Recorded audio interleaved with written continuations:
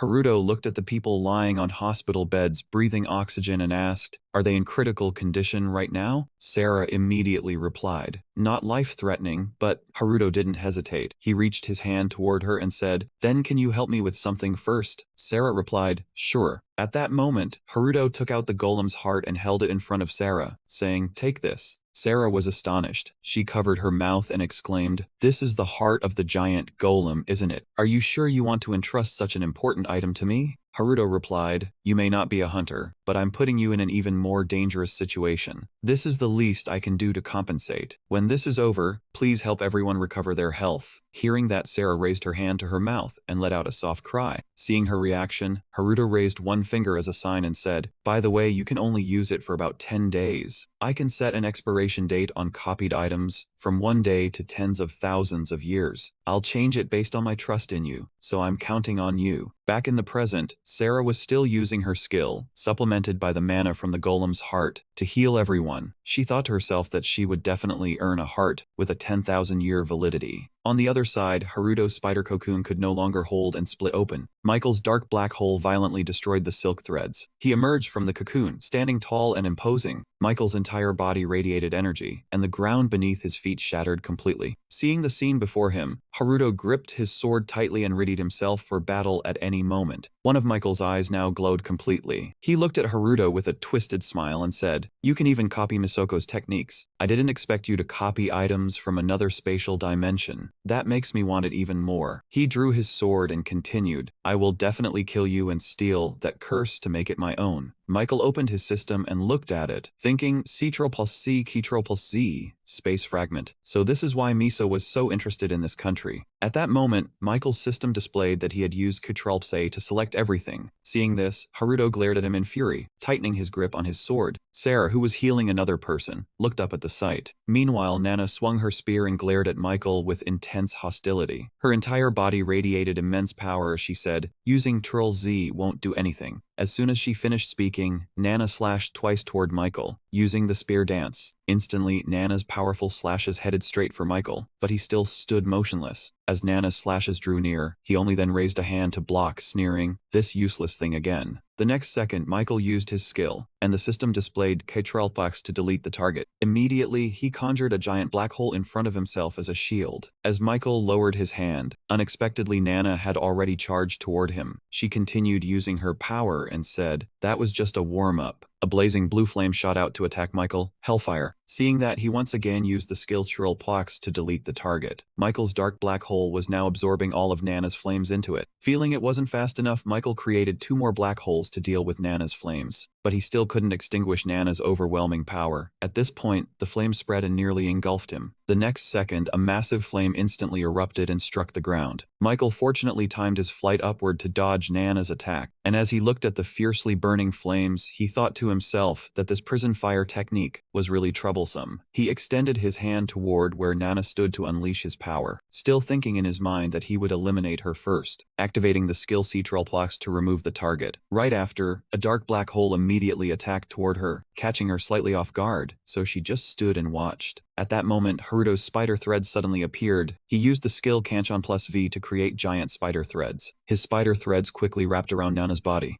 Haruto immediately pulled her back, just in time to avoid the lethal attack. At the same time, the spot targeted by the black hole exploded. Seeing that she was safe, he retracted his spider silk. Nanas then turned her head to look at him. Nanas turned back, her voice lowered, her gaze sharp, and she said to him, "Sano, don't interfere." At that moment, he walked over to her side and reminded her his skill is very dangerous. "I can't guarantee you'll recover if you get hit again. Take the injured into the space." Hearing him say that, Nanas froze. He still looked at Nanas and continued, "Only my skill is on par with his." As soon as he finished speaking, he rushed forward without hesitation. Nanas watched his back, thinking that Sano's skill was indeed extraordinary. She glanced over and saw Gao still lying on the ground, then made a decision in her mind. That's right, saving people first. Thinking that, Nanas turned and ran, not forgetting to look back and say to him, "Then I'll leave it to you to handle." As he rushed forward, he checked his system and said excitedly, "Now I can go all out." The system immediately displayed C++C, used giant spider silk and activated the illusory image art. Instantly, his spider threads appeared. He charged at Michael from behind, simultaneously with the spider threads. Michael seemed to sense his presence as well. Michael dodged to the side to avoid his attack and said, "You copied this move too?" Seeing him dodge, he couldn't believe his eyes. He quickly reacted and slashed a wave of power at Michael, who was standing behind. He drew his sword and parried his attack skillfully. The two immediately engaged in combat, dust swirling around them. Suddenly, he managed to slash across Michael's cheek. Michael glanced and saw blood spraying. He raised his hand to wipe the wound from the slash, then smirked and said, "A cheap copy is still impressive, but you'll die anyway." As soon as he finished, Michael used his skill again. The system displayed C++.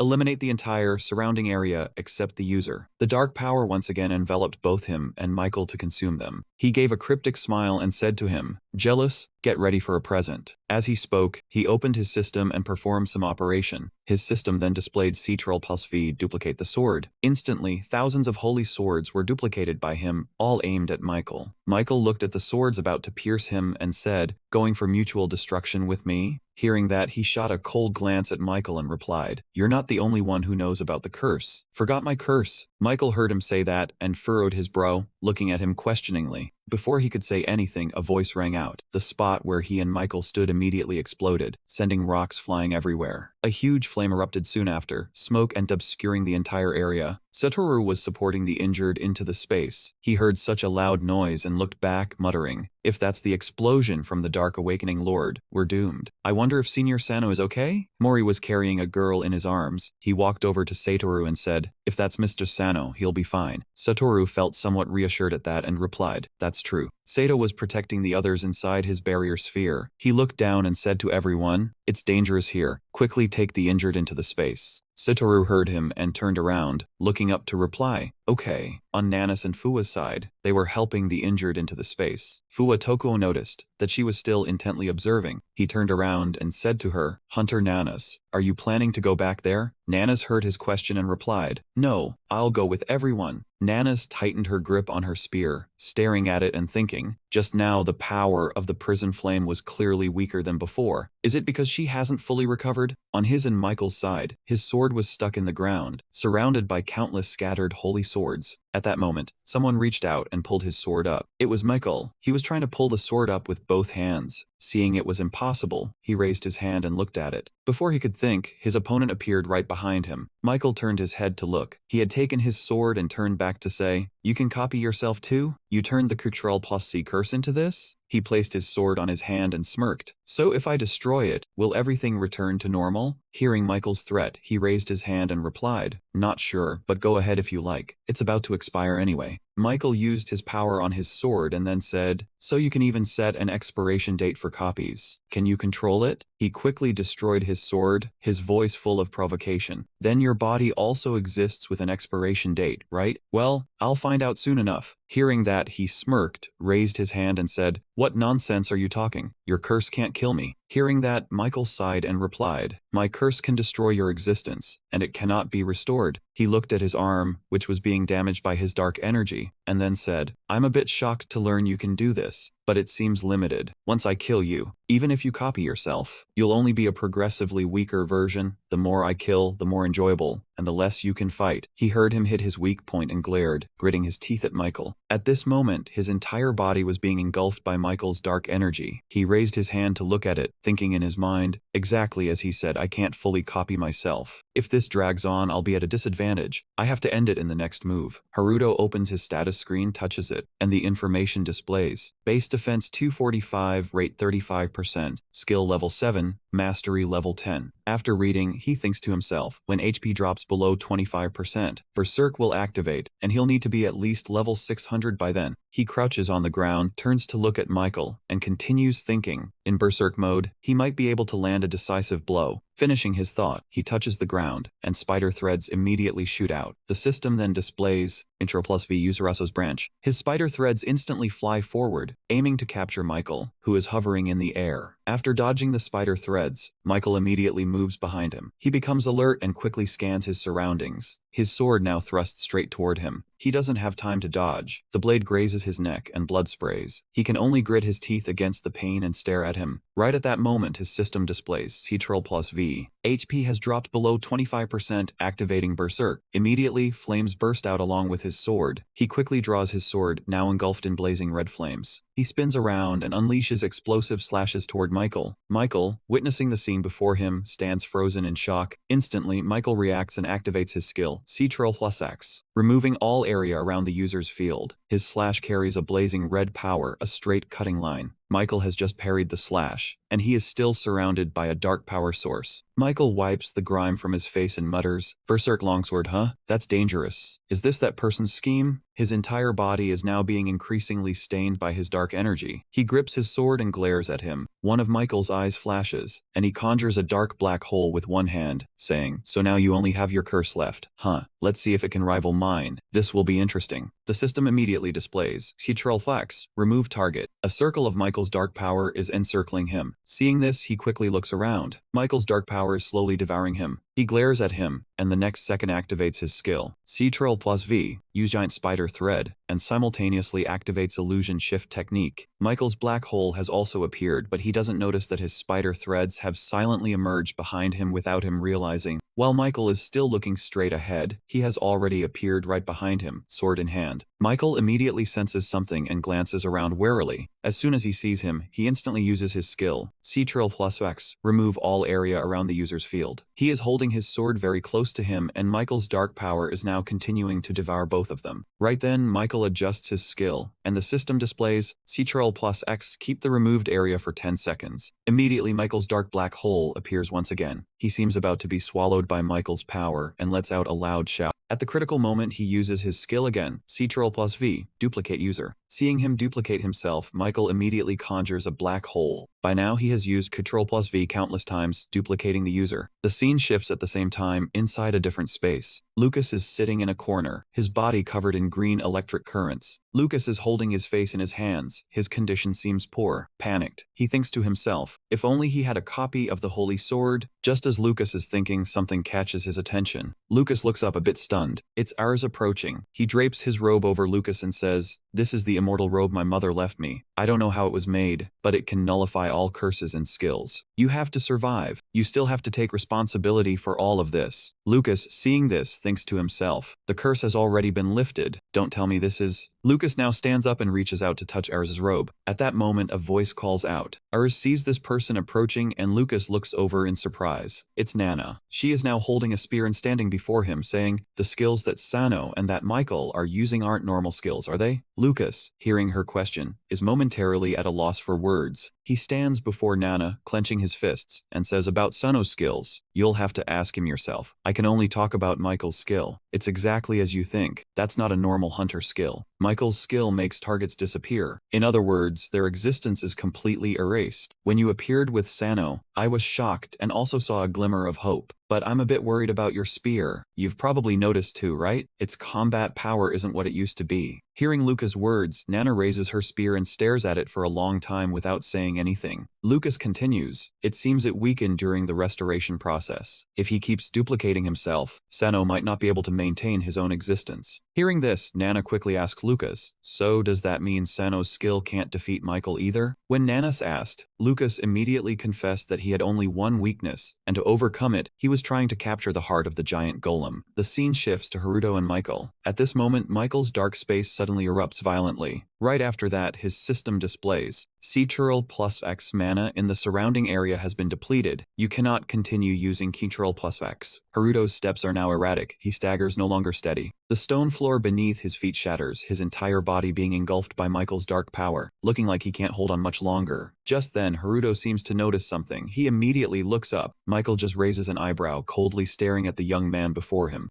Haruto forces himself to stand, looks at him and says, "Your curse automatically erases the surrounding mana, so that's why you crave the golem's heart." Michael is not panicked. He just looks at him and replies, "It's too late to realize that now. What can you do when you can't even stand steady?" Haruto silently thinks he's right. Currently, he can't do anything. The system immediately sends a red warning. User is severely injured, cannot use tenacity. Seeing that, he opens his system and looks into the inventory, gritting his teeth as he thinks about whether there's anything he can use. At this moment, Haruto notices a glowing square, space fragment 3 of 5. He mutters to himself, the space fragment is resonating. Looking at Michael, he sees he also has a resonating fragment, so he immediately thinks he must own a space fragment. Michael sees the resonating fragment on his own system glowing, then smirks and asks, "You have this resonance too, huh?" Hearing him say that, he confirms in his heart that it's definitely true. Just then, Haruto suddenly remembers something important. His eyes widen. Wait, the one who owns more space fragments can combine them. I have 3 fragments, meaning he only has 2. The explosive power of 3 fragments is already fierce. It's worth a try. After thinking it over, Haruto takes out a sword from his inventory. Michael opposite sees this and smirks mockingly. "What lousy sword is that? Your skills might be impressive, but when you're weak, what can you do?" Haruto refuses to back down and retorts, "You can't use mana either, so what's the difference?" Michael launches an attack while saying, "Even if I can't use my curse, you're not skilled enough to fight me." As he finishes, he rushes forward and stabs his sword through Haruto's body, blood spurting out. Smirking contemptuously, Michael says to Haruto, "Before you die, hand over the space fragment." Haruto gradually loses consciousness. Hearing that, he shouts, "If it's over, then it's over. Hope you can handle it." As he speaks, he throws out 3 space fragments to Michael. The 3 space fragments, as soon as they are thrown, immediately fly up into the air, shining brilliantly. Haruto's 3 fragments fly over and combine with Michael's fragment. He is shocked. "What? You can open my personal inventory without permission?"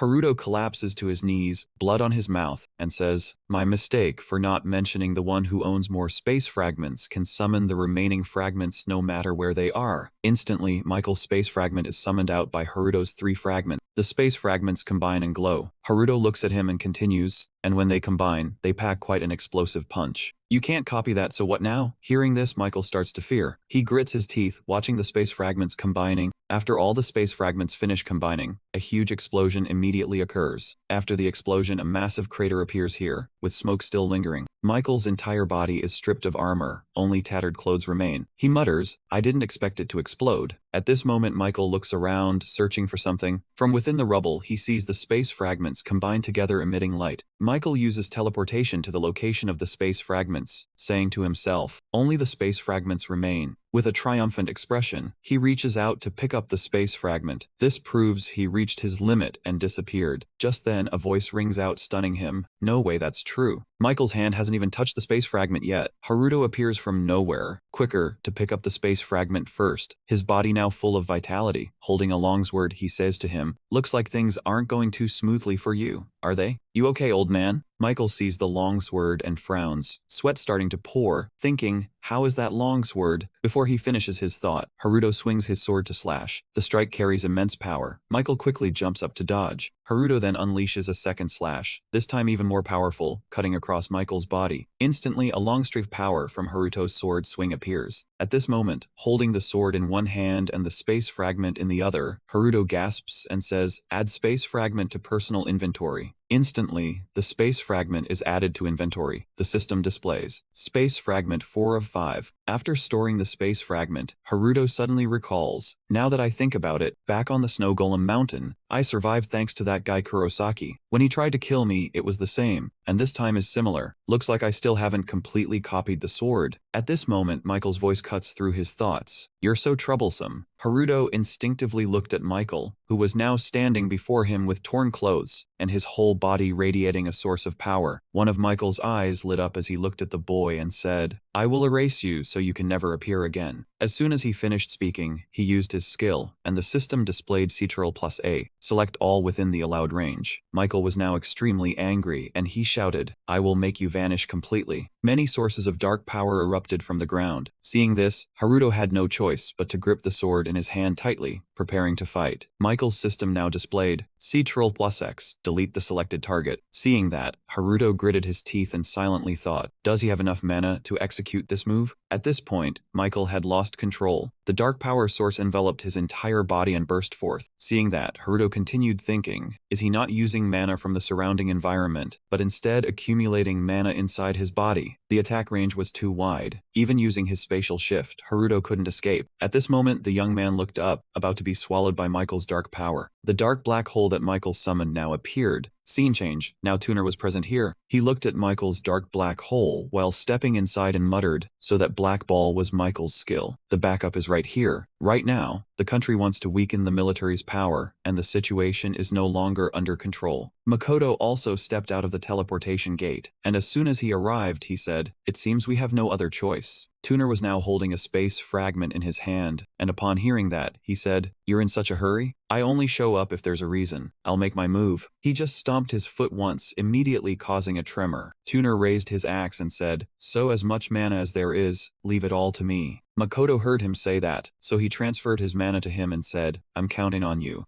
Makoto's enormous mana source was immediately transferred into Tuner's body. Immediately, his system displayed a notification, Ctrl+S, Begin storing mana. Accumulated 2 times, 3 times, 4 times, 5 times, 6 times, 7 times, 10 times. Congratulations, user has achieved the unique skill Titan 10. After receiving enough mana, Tuner swung his axe and struck repeatedly, each strike imbued with immense power carrying a terrifying frequency. Tuner kept swinging his axe down continuously, causing huge explosions accompanied by tearing sounds. Makoto stood outside observing him. In his heart, he thought, he uses my mana to enchant his axe. But with just this amount of mana, breaking that ball will be difficult. I'll support him more. Immediately, he began to accumulate his own mana. Just then, some phenomenon made Makoto stop himself. He looked in Tuner's direction. Now someone unknown was using their skill. The system then displayed, Troll plus X. Remove all mana using skills in the vicinity. Seeing that, Tuner used his skill, C-Troll plus S. Release 4 accumulated mana charges. The other person saw that and also used their C-Troll plus skill. Immediately, the two opposing skills clashed and exploded. Tuner saw that, so he unleashed C-Troll plus S. Released 10 accumulated mana charges. The amount of mana was now enormous. Even Tuner couldn't control it and had to shout. He used all his strength to swing his axe up, and then slash down in one stroke. At that moment, a crack appeared on the ball. Immediately after, Tuner swung his axe once more, and the shell of the ball shattered. A huge explosion shook an entire area of the city. Michael saw power like this and had to look up. With such a huge amount of mana, Haruto also had to raise his hand to shield himself. Tuner had now landed on the ground, and he immediately saw Haruto in front of him. He had now attached the space fragment to himself like a necklace. At that moment, Haruto looked up, and the necklace immediately caught his eye. Tuner was now approaching him and asked, "Do you still have the space fragment?" At that moment, Haruto stood up, looked at him, and asked, "The world's top hunter, Tuner, how do you have a space fragment?" Hearing Haruto ask him that, Tuner looked down at the necklace on his neck and said, "This isn't the time to chat. Can you give me the space fragment? But you have to wait your turn. I have to deal with him first." Tuner then looked over at Michael standing nearby. He turned and walked in front of Michael, then greeted him. "Long time no see, Michael. If you're only here because of the space fragment, then you can leave now." Hearing Tuner dare to speak to him like that, Michael burst out laughing and said, "This guy is something else." At this moment, Makoto also teleported to Haruto's side. Seeing him, he asked, "Where are Nanas and the others?" Haruto heard him and turned to reply, "I'm protecting them inside my space." Saying that, he raised his hand, and in an instant, the space was torn open. The tear in space grew larger and larger. As soon as the space opened, Satoru ran over and hugged Haruto tightly, sobbing and saying, "Finally I get to see you again, Senior Haruto. I'm glad you're okay." At this moment, another voice called out to him, so he turned his head. C-Troll plus X. Michael now stood before him, looked at him, and said, "It seems I underestimated you. I'm leaving. But remember, I am collecting the space fragments not just for the power of Kintarel. The saint who once bestowed this curse will one day be reborn, and we cannot stop him with such trivial skills. That is why Nishihara Tomoka split the key into many pieces and sealed that space. Opening the space door is also inviting them to prepare for that moment." He clasped his hands before leaving, not forgetting to tell Haruto, "Next time we meet, make sure you're stronger, or I'll kill you." Haruto heard this, he just stared without replying. Just then, Tuner walked up from behind him and asked, "Is it okay to let him go like that?" Haruto replied, "My current condition can't fight him anymore. Don't worry, I'll kill him later." Tuner turned to look at him and asked, "You understand, but by the way, I don't know your name." Hearing that, he immediately said his name, Haruto Sano. Tuner took off the space fragment from his neck, handed it to Haruto, and said, "I have a space fragment here, and you?" Haruto smiled and replied, "I have the rest." Turner Miller heard that and hurriedly said, "Really? Then let's gather them to create the key." He saw he was too hasty, so he raised his hand and said, "Calm down, look at this." He gestured to the large area of land that had sunk after the explosion and continued, "This is what happened when combining 4 space fragments. I don't know if this place can withstand the explosion of 5 fragments. We need to find a safer spot." Turner heard him say that and pointed to himself. "Then go to the United States. If you hand over those fragments to me, I'll keep them in the guild." Haruto hesitated. "In the Uroboros guild? I don't want to go to such a scary place." At this moment, he instinctively looked ahead. Seeing Satoru walking with Mori, he exclaimed, "A guild?" Tuner replied, "Yes, if you want to get stronger, it's best to form an alliance. If you want, I can change the terms." Haruto looked straight at him. "No, thanks." He then said cheerfully to Tuner, "I will start my own guild with my friends." Convoys of vehicles moved one after another into a barren desert region. 3 months later, in a wasteland like in the United States, the The large iron gates in front of them slowly closed. Haruto sat in the car, lazily looking out at the bright blue sky outside. Satoru beside him also kept looking around and exclaimed, "I can't believe we were assigned to the S1 area. It's all thanks to Senior Haruto." Hearing that, Turner turned around and immediately took credit, not forgetting to give a confident thumbs up. "It's because I negotiated with those high-ranking officials, since I'm the top hunter in the world." These words made Satoru pout, lean close to him and badmouth, "He's so showy, isn't he?" Haruto heard that and couldn't help but sigh. Who's the one criticizing someone else for being showy? Aoi, squeezed between two large men, asked nervously in a low voice. "Senior Haruto, is it really okay for me to come along like this?" Haruto turned and smiled gently, replying, "Of course, you're also a guild member. Aoi, let's merge the space fragments together." As for the person in the corner, tall and with a sour expression, he kept complaining about everything around. "We traveled all this way just for that. What a useless car." Turner, sitting up front, immediately announced, "This place isn't just about aliens. They also hunt down hunters and dungeons." He continued to briefly explain what had happened. "Our main research focuses on items from races in other spaces. Recently, we've also been studying a unique skill called Curse." The story made Arita Sara, who had been sitting quietly, also start to understand. So this was the reason she had to come along. Next, Tuner picked up the space fragment from his neck and said, "And we have also always been looking forward to the day we can merge the space fragments to complete the key." These words made Ares, who was very knowledgeable, add,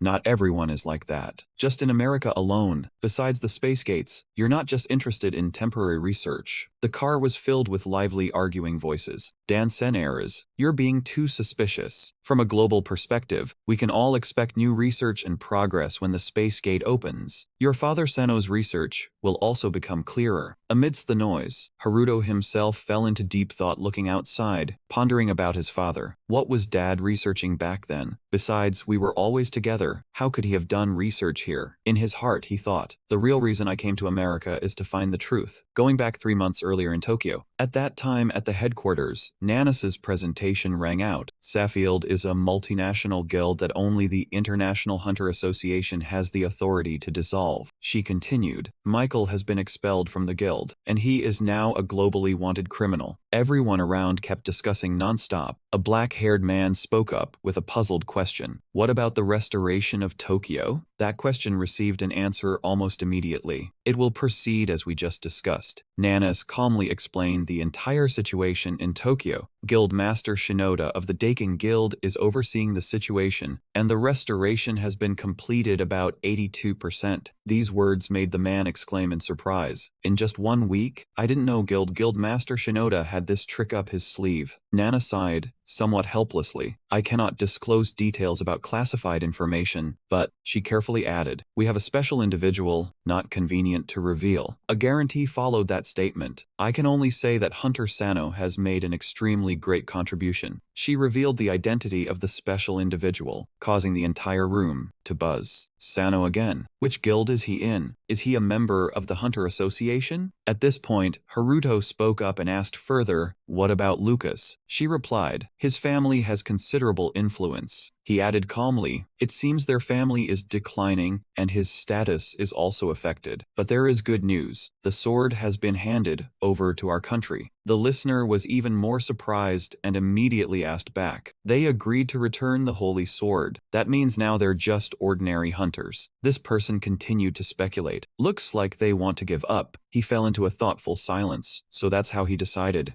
Haruto recalled what had happened not long ago. "See, I'll do it this way." Lucas was handcuffed but still stubborn. "What are you doing? Is there some terrible curse now?" He raised the sword and asked without hesitation. "Airs told me you can't control the curse without the sword, right?" Haruto added with deep meaning. "So take it as a spare, and if you lose it again, tell me." After that, Lucas took the sword from his hand, unable to hide the surprise on his face. Masato was drinking coffee while grumbling nonstop. "But why do we have to travel all the way to America?" He stood beside him, also at his wit's end. "You saw when the space fragments exploded in Roppongi, didn't you? The future guild must have an underground storage, right?" Hearing that, he was a bit worried. "But if it explodes there, the whole building will be destroyed. He added that you could do that in space. Haruto replied that he had tried, taking out the space fragment worked, but merging did not. He seriously stated that the only safe place was a desert in the United States, adding that the explosive power of merging all 5 fragments was unimaginable. Masato turned around in shock. Don't tell me you're planning to join the guild Ouroboros and give them a complete space key? Hearing that, he just smiled. What are you saying, Guildmaster Shinoda? More importantly, I need your help with 2 things. He frowned worriedly. You even tricked me when selling the golem heart last time. He didn't explain much, stood up and announced, I will form my own guild, please support me. Masato asked seriously, a guild? Don't you want to join Future? His eyes were firm. Likes or dislikes don't matter. I want to get strong fast with my friends. With my own guild, no one will interfere. He added, and there's one more thing. He snapped. You're too noisy, shut up! The scene shifted to the Hunter Association office. Tuna spoke up. Didn't expect to see you here in Japan, heirs. She replied, my mother went missing here, so I'm following clues. He sympathized. I see Hunter Nishihara missing. Heirs added, at the Golem Snow Mountain in Japan. Ray looked at both of them curiously and asked, do you two know each other? She didn't hide it. Before my mother disappeared, she once met Tuner. He wondered. I'm still puzzled. Hunter Nishihara met someone after meeting me. He is the director of the S1 Nevada Research Institute. Do you know Sano Kazuya? Eris opened her notebook. Wait, his name is in my mother's records. It says he belongs to the Other World Item Research Institute. Tuna continued. A generous hunter like Nishihara treated him well. I thought he was family or something. Suddenly, he appeared from behind. Is that about my father? She gaped. Director Sano Kazuya, your father Sano-e? A week later at the guild office. Satoru's eyes sparkled, rubbing his hands on the table excitedly. I'm the second member, right? Ran stepped in and cut him off. I'm the second member. Eris sighed wearily. Why do you care about the joining order so much? In the office, Nanas happily said, congratulations on founding your guild. I knew you would become a guild master. He calmly accepted the thanks. Satoru suggested, you should leave the association and join us. He echoed, we always welcome you, Nanas. Tako laughed loudly. I came to congratulate you, and you want to steal my people? She looked straight and refused. I'm honored, but I'll stay with the association. I have more room to use my skills there. He wasn't angry, just smiled. I see, I understand. Masato was still uncomfortable, glaring sideways. Submitting documents, ordering office supplies, I did it all myself. He said indifferently, thanks for your help, the mission is done. He got angry. Shut up, do you want to go nowhere? A voice rang out, catching his attention. The guild name is a bit too direct, isn't it? Lucas's figure appeared. Lucas, why are you here? He calmly said, I lost my international hunter position. My family disowned me. I have nowhere to go. I want to join your guild as the first member. Satoru proudly said. Anyone who is the first member, even someone like me, is just the second, so don't get ahead of yourself, big brother. Ran asked, who is the first member? Is their strength top tier? He didn't answer, raised a hand and said while walking, time to pick up the first member. A bottomless deep place with dry skulls in a dungeon of white bone graves. A brown-haired guy kicked a plate toward the person sitting on the ground. Number 1. What are you doing? Forgot the bone swords of the high-level ones. The person bowed frantically. I brought them. Sorry. The guy next to him asked, what's his name? Why call him number 1? He also wondered, his name, what is it again? He remembered immediately. He owes the Midas Guild 10 billion, a lifetime as a slave. The guy next to him was stunned. That much debt. Scene change. Ben was putting on a backpack and turning back to explain. Aoi Ikenaga has been sneaking in and out of the dungeon for a while, rumored to have joined the Midas Guild. He was puzzled. Midas Guild? He stammered. They're a big deal in the country, but they treat their members like tools. Hearing that, he was startled. Slavery? Before he could finish, someone from behind called. Time to head out. He quickly said goodbye and ran off. That's all I know. You guys figure out the rest. The two walked on their journey to find the guild's first member. At the car, Satoru spoke up. Do you really think so? Midas has a reputation. Would they treat people like that? He wasn't impatient. We need to verify. Sitting in the car, he pondered hundreds of questions. Perhaps he left the powerful guild to get stronger, but why would he join the unofficial team of Midas Girl? Haruto ordered Satoru to lead the way to the Midas Guild. The silver-haired boy obediently responded. The Midas Guild headquarters loomed like a massive skyscraper, making Satoru look up in admiration. Impressive, every time I see it, it makes me jealous. He turned curiously and asked, "Have you been here many times?" Satoru quickly explained that he used to come here often with his father. He stood beside, jolted back to his senses by Satoru's dazed look. Right, I almost forgot. His manner of speech made me forget that he's the young master of the country's second-ranked Urger Guild. Behind them, a group of men in black rushed past the two. A man respectfully stood by a luxury car and opened the door. From inside the car, a sharply dressed man in a suit stepped out, and all the subordinates bowed. Satoru, standing nearby, exclaimed in surprise, "That's Takashi." He didn't know who that was and immediately asked, "Who?" Satoru explained that he was the guild master's older brother, Takashi, a very authoritative man who actually runs the Midas Guild. Although not a hunter, his management skills were formidable. The two brothers combined to create Midas as it is today. He was even more surprised. He's not a hunter but holds power over the Midas Guild. It seemed the two stared too long, catching Takashi's attention. He turned his head back with a questioning look. Satoru bowed politely and greeted, "Long time no see, sir." Takashi nodded and asked casually, "Indeed. Is Guildmaster Shinoda busy patrolling the city?" Satoru replied somewhat awkwardly, "Yes, but my father should be done soon." Takashi noticed the person beside him and spoke up, "You're Sano Haruto?" He, without disrespect, politely replied, "Pleased to meet you. I'm Haruto Sano. It seems you know me?" Takashi adjusted his glasses, with a look of appraisal mixed with a hint of sarcasm. "You're the key figure who cracked the recent gang case. How could I not know? Why have you come to the Midas Guild?" He didn't hesitate and got straight to the point. "I'm looking for a younger friend." Takashi kindly took out a tablet and asked, "So your friend is in my guild? What's the name?" He replied, "Ioi Ikenaga." Takashi quickly searched. He is currently in the bone-carving dungeon. His face briefly changed expression as he continued. "But this person," Takashi concluded succinctly, "that dungeon is simple enough. He'll be back soon. Now I'll take my leave." Satoru, seeing that formidable figure had left, sighed in relief. That was nerve-wracking as hell. He watched the figure of the leader and remarked, "Takashi, chairman of the Midas Guild. Though not a hunter, his presence is truly imposing." He wasn't worried and even praised. "By the way, Ikenaga is at the top rank of the Midas Guild. He must be enjoying it, right? I'm sure he's doing great in the team." He smiled upon learning the information. It turned out his rank was high, and the guild needed his abilities. In his mind, he silently assessed, "This guy's dungeon knowledge rivals Guild Master Kinosaki, and his situational judgment is very sharp." In another development, the team leader, with a single sharp slash, split a huge skeleton in half. The huge skeleton couldn't withstand the blow, shattered and fell to the ground. He turned to his teammates and said, "One more and this place is clear." The red-haired guy, drenched in sweat, exclaimed, "Nice and easy." Meanwhile, the other two were still enthusiastically slashing monsters non-stop. Aoi crouched down near a skeleton. He picked up a blackened bone and thought to himself, "This is Hark Mana, but it's not like what I studied." Immediately, Aoi checked. Bone carving, dungeon difficulty C rank. The Hark Mana of the skeleton army is weaker than in other dungeons, making clearing easier. In his mind, he began to calculate. There should be very little or no Hark Mana, so why is it releasing Hark Mana like this? As if realizing something, he quickly dashed off, sensing mana as the life source for the skeleton army. And then he concluded, the moment they become immortal, the dungeon rank will jump straight to A. But we're just a low-level team clearing a C-rank dungeon. Meanwhile, everyone was zealously attacking the weak skeletons that posed no danger. "Take this." The curly-haired guy struck while secretly rejoicing. "This dungeon is easy pickings." The skeleton that had just been defeated suddenly emitted a strange blue light, then reassembled into a skeleton warrior charging forward. He panicked. "I just killed it, didn't I?" The skeleton's slash was lightning fast, tearing through the air as it came down. Before he could do anything, a sudden surge of water slammed into the skeleton. A pain scream rang out, and the skeleton completely dissolved. Aoi, panting, asked his teammate, "Are you okay?" The curly-haired guy asked in surprise, "You're a slave, how do you have holy water?" He confidently replied, "We can never know when the dungeon might suddenly change. It's better to be prepared." Aoi approached the leader and announced, "Captain, I think we should retreat. The Hark Mana here is too strong." The arrogant captain snapped, "You slave number one, don't tell me there's an immortal wizard here. If so, why did the research team rank it C rank? This place is full of ordinary skeletons. Do you think the story of the Cerberus Key dungeon will repeat itself?" Refusing to back down, Aoi shouted in anger, "Captain." The captain, startled, turned back to look. Aoi tensely voiced his fear. "Once we commit, we can't know when the dungeon will change. If we lose vigilance, we're all doomed." Then he declared firmly, "Never again. I never want to witness a team wipe out again." The team leader hesitated but couldn't turn back, because the dungeon hadn't been cleared yet. so the teleportation stone couldn't be used. Ahai stepped forward and declared he would take full responsibility. The people around him were dissatisfied, sarcastically saying they would all share the blame together, just like he had done with the Sebaroth dungeon key. He still didn't waver, and the crowd kept shouting at his most vulnerable point. Give it up, a few tens of millions is nothing, but losing your life means it's all over. Right now those twisted dry bones mean there must be an immortal witch nearby, an S-rank monster. Going deeper than the group will guarantee death. The bones that had just been crushed began to glow with a strange blue light, and black smoke enveloped them, lifting them up. Someone shouted, "Look over there." Confronted with this unexpected event, everyone stood frozen. The dry bones were merging together impossible. A sharp blue eye opened wide in the darkness, staring at everyone. A gigantic bone dragon was created, larger than any monster before, roaring ferociously. His face turned pale, trembling as he thought that the immortal witch had created an S-rank monster, the bone dragon. Even 100 C-rank hunters like him couldn't take it down. The scene shifted to the Midas Guild Hall, where everyone was buzzing, retelling what happened. Setoru looked at the screen and shouted excitedly, "The team is back?" He looked at Sarah and said happily, "Sarah has recovered and returned to active duty with the team, right?" Truly, when she stood on that stage, she shone the brightest. Haruto smiled, thinking it was because her friends had come back. "Shinoda," Haruto said in a low voice. "But the sad part is, I wanted to recruit her into the guild, yet my sister made her stay in the association." Recalling earlier, Nana said sternly, "Sarah's sentence has been reduced now, but if her ability is exposed, many guilds and organizations will hunt her down. It's better for her to live in obscurity under the association's protection." He immediately agreed, "Fine, but I still need Sarah's ability to open a space gate." She shrewdly accepted, "Understood. This is a matter of international importance, and we will fully support you." Haruto looked up at the screen, lost in thought. He sighed helplessly, telling himself there was still time. Then he glared off to the side. A group of people suddenly gathered next to him. Haruto quickly stood up to investigate. "What's going on?" Person looked at him in panic. "Are you the Hunter Sano from back then?" he said softly, explaining that something strange had happened in a C-rank dungeon. It seemed to have transformed into an A-rank dungeon. Haruto asked in confusion, "Which dungeon is that?" He immediately replied, "Bone carving." Haruto was shocked. "Oh no, that's the dungeon Aoi is currently raiding." Bone carving. The entrance to the red dungeon opened. A heavy detection device was set down. The man shouted, "Team leader, we've finished installing the magic measurement device." Nana quickly directed, "Immediately begin measuring the mana and dark energy levels inside the dungeon." A panicked voice came from behind. "Big Sis." Satoru hurried over, confused. "Did the association send a rescue force?" she asked in bewilderment. "Satoru?" She looked at Haruto in confusion. "Did Master Sano get mobilized here too?" He said softly, "I have a younger brother inside the dungeon, so I thought I could come help." Nana said in a low voice, "Is that so?" Something went wrong inside the dungeon. "The dark energy level is very strong, we can't go inside. We detected high-level magic and dark energy at the dungeon entrance." She reported softly, "It seems the defeated magician has been resurrected." Shinoda Haruto panicked. "That magician is an S-rank immortal monster that can generate dark energy." He recalled in horror, "That's right, dark energy can be used for black magic. During that space journey, President Kunosaki and I experienced it. So the dark energy should..." Nana said sternly, "Unfortunately, we can't go inside right now." He countered loudly, "That's not certain." After hearing this, she was shocked. However, the other party asserted loudly, "I think I can use the dark energy. I'll go." The scene shifted to his side. The bone dragon kept attacking the team. He shouted in panic, "Team leader, quickly use the teleportation stone." The team leader cried out in alarm, "I'm trying, it's not working." An Yenjiang thought to himself, "Damn, the magician's barrier is affecting Vina." He thought to himself, if only there were a way to defeat him, but with that dragon there, there's no way to get close. Then he cursed angrily inside. "Damn it, at this rate we'll all be buried here." He thought, "I can't die here."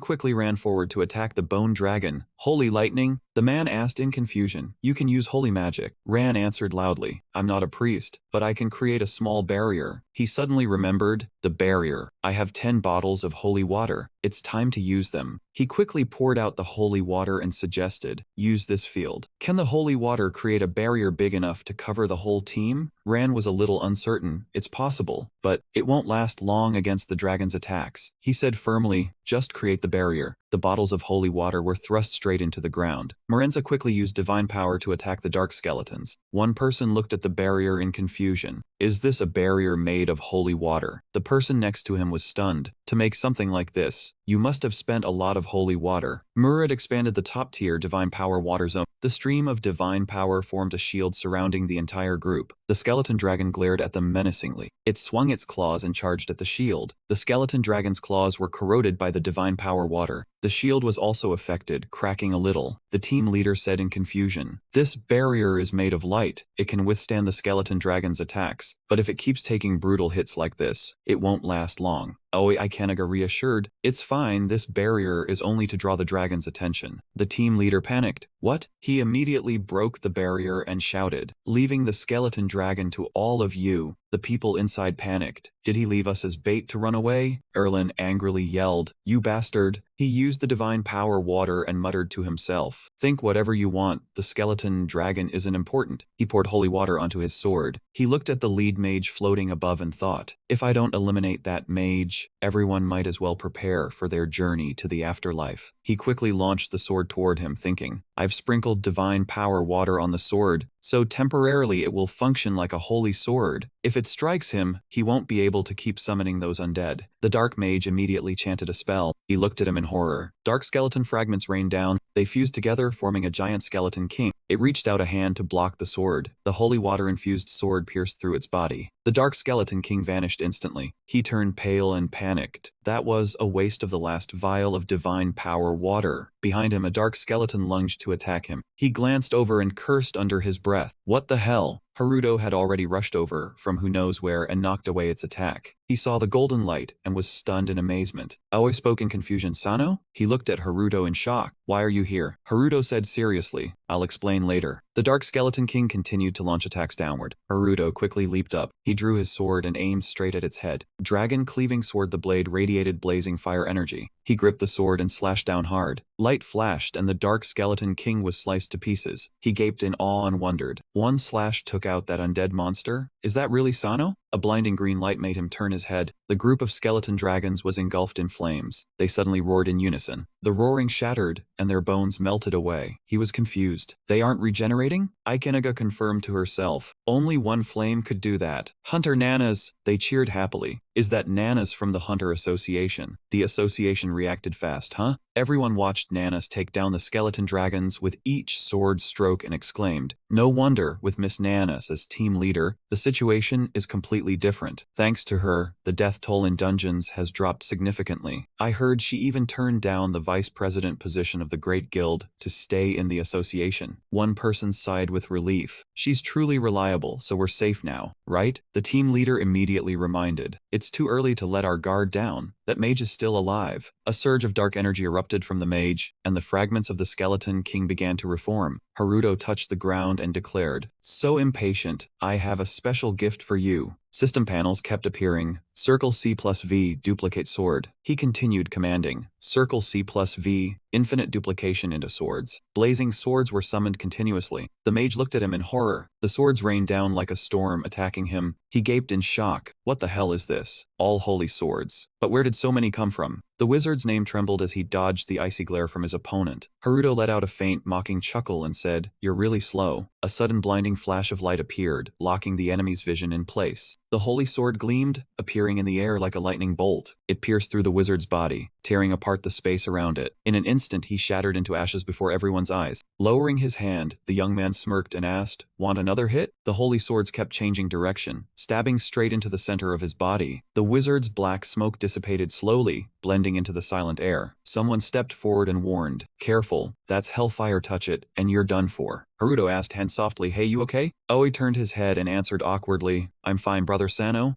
Nanas reported from behind, the remaining undead have been dealt with. The dungeon is clean. He nodded in thanks. He looked at the two in shock. Brother Sano, that guy who used to just stand by took down an S-rank monster? He reached out toward Aoi, who was still dazed, and said gently, all right, let's go home. I finally kept my promise. Then he smiled. Tranan said he's treating you to a meal. Let's go. Hen gave a helpless smile. Fine, but get me the good stuff. Takashi said softly. Thank you for helping our guild members. Nana spoke up politely. The association will investigate the dungeon anomalies. He replied happily. Great. That's just like Chairman Tamikazu. She stood up from her chair and said sternly, every hunter matters. We can't lose anyone to a dungeon incident. I need to report to the association. Excuse me. The door slammed shut, and the room fell into silence. Takashi adjusted his glasses and thought, even in crisis, he sticks to his principles. Chairman Shinoda must be under a lot of pressure. He turned to the two of them. Let's get straight to the point now. Guildmaster Sano. Aoi, still reeling from one shock after another, stammered, Guildmaster, Brother Sano? He nodded. So you already know then this is simple. Haruto said bluntly, I want Ikenaga to join my guild. Aoi jumped up, confused. So you really did form a guild? He said softly. Yeah, it's called the Puppy Guild. Takashi said seriously, I see you're probing. Do you know Ikenaga's current situation? He said sternly, I do. I'll pay off all his debts. Aoi was stunned. Brother Seno? Takashi sneered. So that rumor is true. You sold the golem heart information to Kinosaki for 20 billion? Aoi's face turned pale. 20 billion? He set down his cup and said seriously, sorry, but that's impossible. Haruto asked in confusion, why do you treat Aoi like a slave? Takashi retorted, not at all. Personally, I rate Ikenaga's abilities very highly. That's why you want to snatch him away, isn't it, Guildmaster Sano? He listened, bewildered. Chairman Takashi thinks highly of me? Takashi raised his voice. To be honest, calculating the cost is tough due to the dungeon's natural conditions. He doubted. The dungeon's natural conditions? He explained, entering the Cerberus Key Hoyer's special crystals, only 3 exist in the world, one-time use. If you don't kill the boss, it's game over. He gestured toward Aoi. During the dungeon raid, Ikenaga used a crystal to protect his teammates. He said slowly, each crystal is worth 100 million. Takashi adjusted his glasses, his gaze sharp. But considering he saved members' lives and keep contributing, I suggest we let the merits offset the cost, no penalty. Haruto said softly, that dungeon must have generous rewards, right? The Seabird key can open the spirit portal. He smiled lightly. I'm sure you understand the spirit portal better than anyone. It seems you're cooperating with Kinosaki and Turner. Haruto immediately became wary. I see, so their target is the space key. He frowned. That means the Midas Guild owns a piece of the space portal? Takashi looked at him. This conversation really is smooth. Let's start negotiating. At the Adley estate in England, black smoke billowed endlessly. The guards had been taken down, lying scattered on the cold ground. A swift figure fought against an entire elite squad. The sword on his back gleamed brightly, ready to strike. It slashed past the enemy's helmet, covering his eyes, tearing through space. His tattered hat and torn clothes revealed Michael's face. He gently snapped his fingers. A system command immediately appeared before his eyes. Ctrl+X to delete the target. A magic circle enveloped them. It drilled deep into the ground, leaving only the red bloodstains of the guard. He walked across the luxurious wooden floor. The large door was shoved wide open. He held his sword, staring intently at the person sitting in the office. Then he scoffed and raised his voice. Thanks for the hospitality, Adley. Adley looked at him seriously and said, you coming here can only mean one thing. Michael flashed a triumphant smile. That's right, for the dungeon crystal, the Sebarat key. Adley took out the key and said sternly, I cannot break your curse. Take it. You want the key to the spiral tomb, don't you? He snatched it from the old man's hand and said seriously, more precisely, I want ship. The old man whispered, but it's ineffective when used with Kentron. Adley was startled. Don't tell me you want the ship plus delete combination. He scoffed and raised his voice. It seems you've done your homework for your son's sake. Exactly, only complete deletion is enough to counter the transcendent. Hearing that, Adley said seriously, but do they care about us? He raised his voice. They are testing us. He chuckled lightly and spoke. We need to evolve ship and Kentron, or we'll be wiped out. They'll come for your son Lucas first, so hope I succeed. Adley was a bit panicked. Outside, the voices of the guards rang out. Lord Adley is in the room. Call for backup. He quickly used the key and shouted, if the user of Cantron plus C comes here, tell him I've taken it. A brilliant red light radiated throughout the room. A system message appeared. Sebaros key confirms crystal entering dungeon, starting dungeon event. The red light enveloped his body. Adley warned sternly, if you clear the tome, you'll be discovered. He sneered, did you forget the tome's reward? A system message appeared, separate key glows blue, entering dungeon. 3 months earlier, the present, United States, Nevada, a ship hovering in the sky. The group inside the elevator wondered, it looks like only 1 floor, but how many floors does this building have? Tuner answered, 20. From B1 to B10 are extraterrestrial research labs. and from B11 to B20 are labs for otherworldly monsters. Go was a bit startled. So aliens really do exist, Mori said loudly. If there are monsters, then there must be aliens too. Haruto pondered to himself. What is my father researching here? Aoi stood in the corner, silently marveling. I'm lucky I followed Senior Sano, but he broke into a sweat, wondering. But is it really okay for me to be here? And did Senior Sano agree to those conditions? Recalling earlier, Takashi said seriously, let's continue negotiations. If you let the Midas Guild get involved with the Space Key matter, then let Hunter Ikenaga join the Control Guild. What do you think? Of course, we'll also consider his debt as paid. He panicked. Senior Sano, this is a bit. Haruto didn't hesitate and immediately replied. Okay. Aoi panicked and shouted, Senior Sano. He calmly explained, Aoi is an important junior to me, so this price is quite cheap. Aoi walked along with the group, wondering, when did Senior Sano become so strong? He suddenly noticed one side. That area was densely packed with people coming and going. He wondered in shock. They don't look like soldiers or guards at all. Are they government people? But why are they here? Could it be? The elevator doors opened, and Tuner quietly introduced. This is the otherworldly laboratory. Haruto said loudly, first let me see my father's research. He immediately led the way, right here. Looking at the object in the test tube, Haruto was a bit bewildered. A piece of iron? Ra quietly explained. They come from a place called the Spirit World. The previous director discovered it. He calmly recounted, no substance on Earth can scratch it. The previous director died in a major disaster, so the research was halted. Haruto asked suspiciously, my father is in Tokyo, so he can't come here. Then how did he research it? He pointed to the teleportation gate and continued. He used Hunter Nishihara's space magic to travel, but since Hunter Nishihara went missing, we can't use it. He glanced at Erez and thought to himself, so they know each other. Looking at the sliding gate, he immediately realized that Hunter Nishihara had known about the spirit world before the disaster, and she must have seen something inside there. Haruto silently affirmed that his father wanted to go there with him during the Great Calamity, but the two of them couldn't make it happen. He stared at the iron fragment with deep suspicion. What had Hunter Nishihara and his father seen inside that world? Was the answer hidden in this shard? Only by opening the space gate would he find out. The young man warned softly that the place was very dangerous, then suggested conducting the experiment at the desert test site. At the same time, at the White House, the majestic building was shrouded in a terrifying silence. Ray Mono asked in a low voice, are you sure all the spatial fragments are in the same place? Logan Bowman immediately replied, yes, they've all been transported to the Nevada desert, with soldiers and hunters monitoring them. Simon Dufresne added, we'll make sure the test with the simulated key goes smoothly, but I'm worried about a strong backlash from Martin Turner. He currently possesses the fifth key. Ray Mono's face turned grim as he mused. The future of America is in his hands. The spirit space, magic skills, and those resources could shatter the balance of the world. On the other side, in the vast, endless desert, a new laboratory building had been erected, guarded like a fortress. Satoru looked around and exclaimed, it's huge. Haruto stood in the middle of the empty desert, his gaze sharp and alert. He was wary of every sound around him, missing nothing. In the distance, sturdy protective barriers had been set up. The soldiers, on high alert, aimed their guns at him, ready to fire at any moment.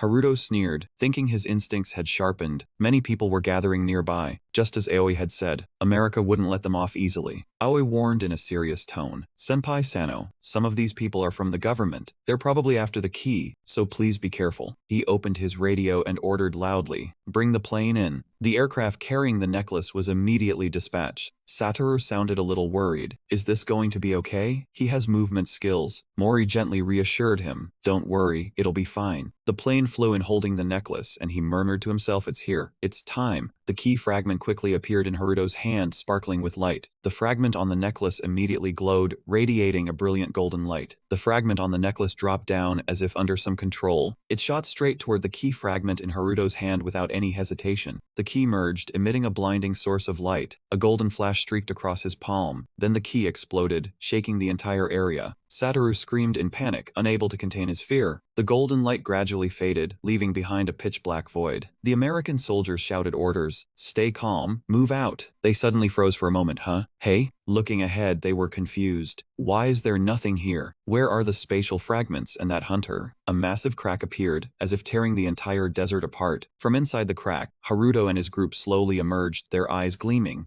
Masato was wearing an incredibly cool pair of sunglasses, standing behind the protective barrier, and remarked, looks like the operation worked perfectly. Hearing that, he said confidently, we timed our move just right. He put his hands in his pockets and sighed in exasperation. Well, of course it worked with me handling it. Setting up the barrier blade, To isolate the polluted tree wasn't easy. Just then, Nana also walked over from behind the barrier. Now I understand why Miso spread those layers all over Tokyo to connect the dimensional space with Hackmana. Seeing her appear, he was surprised. "You're here too, Miss Nana?" He cut off the conversation and asked, "Is the key to spatial implantation complete?" Haruto replied, "Yes, but it's in a subspace." In other words, once he possessed this key, he could open a gate to anywhere. At that moment, Masato looked toward the gate and asked, "So why do we have to do this inside a subspace?" Hearing the question, Haruto also looked in that direction and answered, "Because America has gotten involved." Nana was startled and asked back, "Really? Then are Satoru and the others hostages now?" He quickly turned to reassure her, "Don't worry, America will try to stay on our side, because I hold the spatial key." He scratched his head, full of questions. "This is going to take time. We can't move because of the barriers." This time it was Haruto's turn to explain. "No, we can leave immediately." Masato asked curiously, "Are there barriers there too?" He smiled confidently and replied, "There's something even better than barriers." In the vast desert, looking down from a helicopter, the figures looked as tiny as ants. A fully armed military unit was searching for something. One scout reported, "No signs of life." Satoru turned pale, looking frightened. "No way, Haruto?" Mori crossed his arms calmly. "He's fine, I'm sure of it." Gao walked closer to the group and agreed. "I don't think anything's happened to him either." Lucas's phone suddenly rang, drawing his attention. On the phone screen, a very familiar number appeared. "Dad." That same afternoon at the Nevada Research Lab, a tense atmosphere hung in the air. Turner was surrounded by lightning, his whole body trembling, and he spoke each word in fury. "Did you forget your promise, Mr. President?" Two bodyguards stood in front of the boss, repeatedly urging, "Calm down." Newly appointed chairman, Ray Mono, stood behind, worried but still trying to explain. "The space gate is now a global issue." He still hadn't calmed down, retorting, "The government has said they're not involved. We even handed over the crystal orb of the Sebroth key, didn't we?" On the other side, Gao overheard the conversation and couldn't help exclaiming, "No kidding. Did he really give away 100 million yen item that easily?" As for Mono, the man sighed wearily. "Unfortunately, the situation changed, and there are no more crystal gems left." At that moment, Turner suddenly pointed at him and asked in surprise, "You still have one?" Suddenly, a voice cut through the argument. "No, there isn't." The person who appeared was Lucas. He spoke up. "The crystal gem that Cooper was guarding was just stolen by Michael." Every single person in the room was stunned. Ayres reacted first, stepping closer and firing off a barrage of questions. "Why didn't you say something sooner? If we run into Michael in the necromantic space?" Lucas stammered in response, "I just found out myself." Raymono bowed his head guiltily. "If Michael gets ahead of us, everything will blow up." Turner calmed down, instead trying to reassure, "No need to worry. Even if he does get there, it'll just be a waste of time." The other man looked up in confusion. "What do you mean?" He had a serious expression as he continued, "He won't be able to use skills in that space. I'll kill him first." Lucas stood nearby, thoughts racing in his head. Michael's Control plus X must counter the ship skill. They suddenly remembered Turner's Control plus S. The US president spread his arms and tried to explain. "Hold on. It seems Chairman Turner is misunderstanding something. As Americans, we..." Meanwhile, on the other side, in some laboratory, a gate began to be torn open. A doctor was stunned. "Impossible. It's been inactive for 15 years. From within the door, a foot slowly emerged. Masato had his hands in his pockets, extremely confident, and strode out arrogantly. "So the two space dimensions really are linked." Even Satoru was surprised, exclaiming, "Chairman Kinosaki, how did you appear like that?" From behind, Haruto stepped out with a disgusted look, then snapped irritably, "Quick, get out of the way, use D." He turned back and grumbled, "Didn't you say we'd fall down?" Seeing the next person step out, Satoru's eyes lit up with joy. "Haruto, you're safe." Even Aoi couldn't hide his surprise. "Sano-san." Arita-sar off to the side couldn't help but smile. "I knew it." On the contrary, Gao wasn't surprised at all, and even asked with a hint of irritation, "A bit late. Where's the key?" He quickly replied, "The space key is already complete." A question was posed. "Are you planning to join this mission too, Chairman Shirosaki?" Masato breathed out a line. "It's still better to let Chairman Gao go, right?" Lucas approached to report, "It seems Michael is inside the Cerberus dungeon." Haruto was startled. "What?" Lucas continued, "My father just sent a message saying the crystal gem was stolen. Michael will definitely take down the boss in the dungeon." He regained his composure, without a hint of fear, and began giving orders. We need to get there quickly. Their target was the Sebaroth Key Dungeon. A ferocious three-headed dog was introduced. Sebaroth, Hell Level 6 of 70, Boss Class Monster. If you successfully defeat it, you'll have a 100% chance of getting the key to the necromantic space. All three heads of the monster accumulated rage, ready to attack the one below. Around it, earth and rocks crumbled and flew everywhere. Sebaroth the Hellhound moved closer and closer to the rock ledge, but the person below remained motionless. In that situation, Michael calmly spread his arms. Then, with a decisive movement, he clenched his fist. Unbelievable! With a simple gesture, the powerful three-headed monster shattered completely. Control plus X. Eliminate target. A notification appeared, and a silver key floated down. You have defeated Sephiroth the Hellhound. Reward rank. After reading it, he slowly approached and picked up the silver key. Then Michael picked up the item and examined it. The key in his hand was identified. Cerberus key. It can open the gate to the necromantic space once. After entering, there is no return. Michael gritted his teeth and thought, it's a one-way ticket. He quickly realized. So this is why Miso was always concerned about the space key. Then he inserted the key into a rock, and strange glowing runes appeared all around. Immediately, the gate was activated with a surge of energy. Michael's determined gaze remained fixed straight ahead. His footsteps were resolute as he stepped into the gate. I guess there's no turning back now. Scene change. In front of a gate, a group of fully armed people were ready to fight at any moment. Haruto nervously watched Satoru drenched in sweat as the group was about to enter the other world. He was also restless. Aoi bit her lip anxiously, feeling suffocated as they neared the destination. Satoru in his armor turned around and sincerely apologized about the chairman's matter. He replied that it was fine. In his mind at that moment, he calculated that thanks to that person, they had an additional surprise. Earlier, Emono presented a request from Chairman Sano. If he could launch an attack on another dimensional space, prioritize sending the US reconnaissance team there. He flatly refused without backing down. No, we Japanese will send our people over first. Helpless, the old man could only compromise. Then second place is fine for us. We cannot fall behind in this race to expand space. He looked at the object lying still in the lens and said, all right, but in return I need everyone's help with something. He replied, go ahead, feel free. Hearing that, he picked up the key, thinking that he couldn't copy those spatial fragments into duplicates because their properties were like space keys. A declaration rang out. Certainly what he wanted to find her was right ahead. At the same time, inside a tower in the middle of a desolate wasteland, in the corridor, a loud shout echoed. Clan Chief, big problem. A large hammer slammed heavily into the ground. The burly red-haired man calmly reassured. Don't panic, Hueko. He was a 160-year-old firekeeper, the dwarf clan chief, and the best blacksmith in the death dimension. Next, a small young girl gradually calmed down, stepped forward and announced, but the space gate is already open, do you know that?